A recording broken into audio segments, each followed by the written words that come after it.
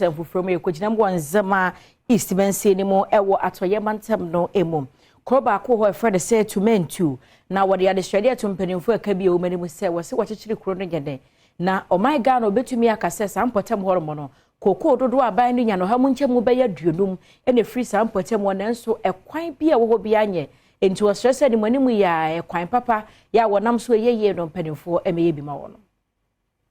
gra Tumentu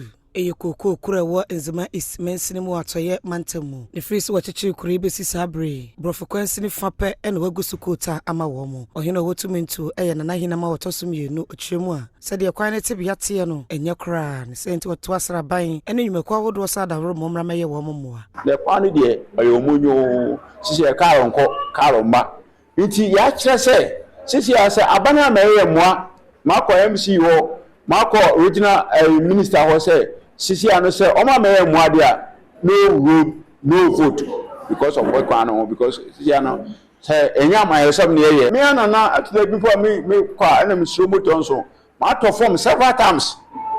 ma to form bebre nti na me tu kwan kwa na aye my how be a damn so because mo be ya mo challenges a wo kono akwa na ye ejogodo aye ateche enwechi Adom Kasee amane boni loteria ene omanfo etwetwe enkomo no wode tu dwosa pemfo kra na ya na wo ho mobo esanse awoka wo mo a ebitimi ewo kwan so wabra wo mo enura yaresabia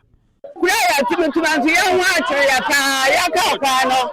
onya abo ze edira Tumentu nsu afa ya ka kwa nyina ba ya bo so mba akuni ye Tumentu market ye Tumentu bebe ya moto ngo ye Tumentu anya aduma na